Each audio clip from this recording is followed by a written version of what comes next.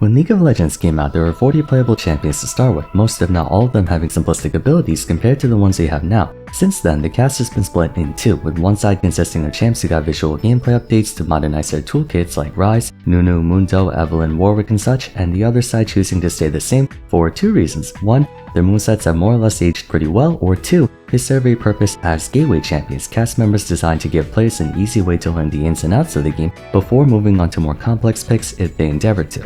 These Noob champions have served an essential role in the game's ecosystem, without complicated league gifts beyond surface level mechanics exacerbated by how unwelcoming and unforgiving the game is to new players. It's of utmost importance that prospective players have, at the very least, an easy set of quote-unquote training wheels to get them off the ground quickly, while they focus on the fundamentals of the game like laning phase, basic macro, what have you. But with the game approaching its 15th anniversary and being far different from the rudimentary environment of 2009, it begs the question, are Noob champions even necessary for the game? And as a follow-up, what's more important, to give players easy characters you could take off the shelf and get going, or to ensure every champion has a uniformly modern set of tools? Today we'll be discussing Noob champions and the pros and cons of their existence with the evolving landscape of League. This is sort of a follow-up to my outdated champions video from 3 years ago, where I lampshaded that the longer these champs go without a meaningful update, the more polarizing they'll become in terms of balance. Now, given the subjective connotation of the video title, we should begin by elaborating more on who I personally consider a Noob champion. In short, a Noob champion is one with a kit that has a very low skill floor and a simple premise to it, with abilities that can be easily described in a single sentence when explained to someone, along with theoretical extents of those abilities not extending further than what's written on the tooltip. An antithetical example would be Zed. While his Q and E are very simple damaging abilities, the presence of Living Shadow adds multiple layers of complexity to his gameplay, influencing the positioning of his attacks, the avenues of entry and escape, the mix-up potential in regards to whether he will or won't switch places with his shadow, and the implications behind having a way to extend his threat range, the complexity of which all get magnified even further when you account for his ultimate producing an additional Living Shadow. So while superficially his abilities are quite simple, there is so much beneath the surface that he might be among the most difficult champions to master in the entire game. Having established that, I'll run through all 160-something champions and pick out the ones that I consider Noob champs, before going through a couple of them to explain what makes them Noob friendly. So without further ado, at the expense of my editor, sorry to whoever's gonna be working on this, Alistar, Amumu, Annie, Ashe, Blitzcrank, Cho'Gath, Fiddlesticks, Mundo, Garen, Jarvan, Leona, Malphite, Malzahar, Mordekaiser, Morgana, Nasus, Nautilus, Rammus, Sivir, Soraka, Tryndamere, Veigar, and Vladimir. An argument can be made for a few more champs being added to this, but overall I'm good with these ones. For the most part, aside from Mundo and Mordekaiser, all these champs have essentially retained their existing kits from back in the day, and they're all characterized by having one job, with very little if any nuance at all. At most, you might be able to sequence their abilities differently, but when playing as them, your main priority remains unchanged. Regardless of your order, your abilities are designed to do what they say and not offer much else. As an example, let's take a look at Alistar. Alistar's a textbook frontline base. He was intended to soak up damage like there was no tomorrow, while offering great crowd control abilities that can function well in offense or defense. His main combo is of course the iconic headbutt pulverize, dashing onto someone then buffering Q to instantly knock them up, with trample being available as follow-up CC. A minor variant to this would be pulverize headbutt, knocking up enemies then punting them away, usually towards your team. But realistically, that's all the skill expression you have on Alistar. WQ or QW, that's about it. But that's all he really needs to do beyond, soaking up damage. Another champion would be Amumu, though in recent times he acquired a second bandage toss to play around with. Amumu has always had a single win condition: lock onto a target and start getting damage off wherever he could. When engaging for a full-on fight, he would just press ultimate and that would be that. Like Alistar, you could always open up with the AoE CC if you were playing for a more pick-focused approach, since in Amumu's case that would guarantee landing your Q. But in general, you don't go further beyond that in skill expression. Some Noob champs might be a bit more open-ended like Jarvan and Mordekaiser, whose main combo is as brain dead as everyone else's, but the way they go about neutral can have some variance to it, and likewise the way you wish to use their abilities can vary as well. That being said, the full extent of their abilities are best applied when used in the way they've been used for the past however many years they've been around. When you look at the aforementioned list, there's a single big thing you have to watch out for, typically their ultimates, which makes playing against them boil down to playing around that big thing in question. For Amumu, everyone spread out so as not to get wasted by his ultimate. For Ashe, dodge the arrow. For Blitzcrank, watch the hook. For Cho'Gath, don't be near him when you're low HP. For Annie, if she starts beelining towards you, Tibbers incoming. For Mordekaiser, it's time to I think you get the idea.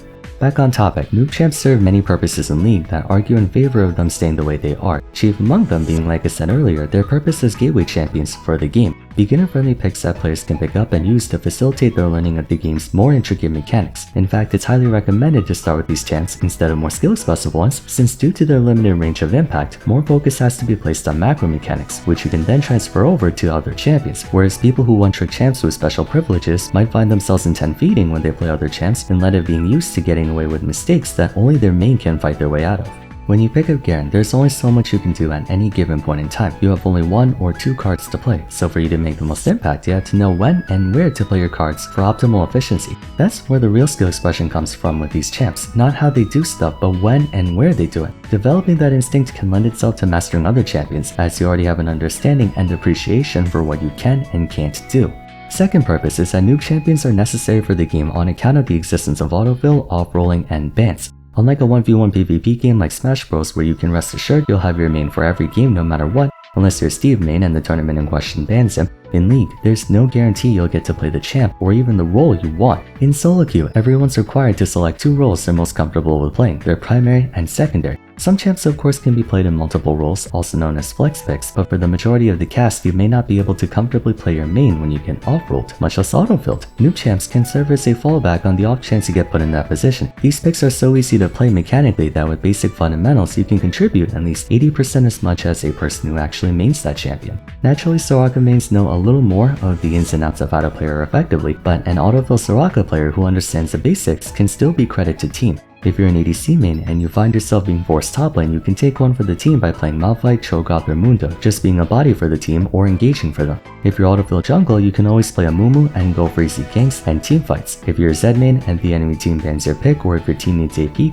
I don't think anyone will complain about a Malzahar or Annie on their team. Autofill ADC? Ashe. Literally Ashe. If nothing else, you can slow everyone down, get vision for your team, and be a stun bot. They're easy to pick up, but still impactful provided you don't intend feed. Building off of that, third purpose is that noob champs are a good example of how more isn't always better. I feel like in recent times the champion design team has gone a little too crazy with overloaded kits that they forgot sometimes less is more. I sound like a broken record at this point, but I really love what they did for the VGU initiative for many champs. What they pulled off with Fiddlesticks, Volibear, Pantheon, and Nunu maintained the simplicity of their gameplay while retrofitting them to have more modernized kits to match everyone else having modernized kits. In an era where so many champions are overloaded to all hell, having a couple simple champs is a breath of fresh air because in addition to the person playing them knowing what to expect, their team also knows what to expect. If you have an Aurelus on your team, you know you have someone who can frontline and look for picks and engages. If you have a Jarvan on your team, you know you have someone who can get in there and make stuff happen. On the other hand, if you have an Aurora, Bel'Veth, Seri, Tristana Min, Gwen, Viego, Yone, it's a bit more ambiguous on what purpose they're meant to serve. Obviously damage, but sometimes Bel'Veth can frontline, other times she can't. Sometimes a Gwen plays her split push, other times she's playing front to back. I think the reason people feel good having a Malphite, Annie, or Nautilus on their team is because these champs cover a base. They check off a box that any team would be worse off without. As you know, damage is in excess abundance, so having a DPS top lane, DPS mid lane, DPS support is less productive than someone who can bring value to the team, and simple champions have a simple premise of whose value you can easily ascertain.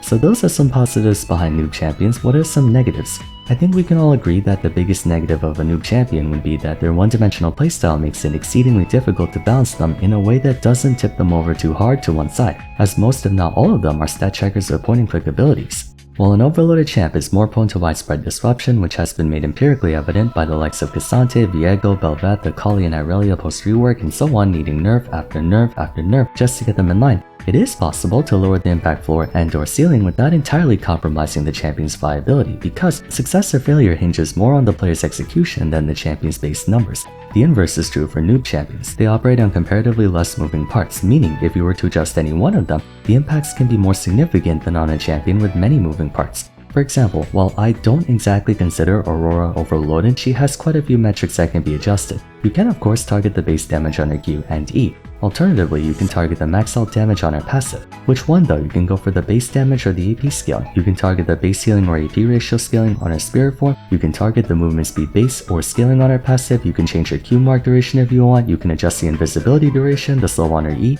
So many different things you can adjust that will increase or decrease Aurora's efficiency in minute ways. In contrast, let's take a look at Annie's kit. Not much can be changed, making each individual change matter a lot more in the context of her kit. Apart from mana cost, range, and cooldown which can be adjusted on any champion, the only thing Annie's Q does is deal damage. Therefore, by raising the damage on her Q by 10% for example, That matters a lot more than raising one of Aurora's ability damages by 10%. This applies especially to Annie, who has a way of guaranteeing the full force of her rotation on a single target. By stunning them with Pyromania, Incinerate and Summon Tippers effectively become point-and-click attacks. Giving Annie more damage outright makes her more likely to one-shot someone, whereas giving Aurora or another mage more damage won't be nearly as consequential. How is this a problem though? They're weak, just give them a tiny bit of damage, or if they're strong, just take away a tiny bit of damage. Problem solved. In theory, yes, but in light of noob champs being mostly one-dimensional, it's nearly impossible to find a healthy spot. One could even postulate there isn't a healthy spot for the champion. They're either broken and picked by everyone, or useless and picked by no one.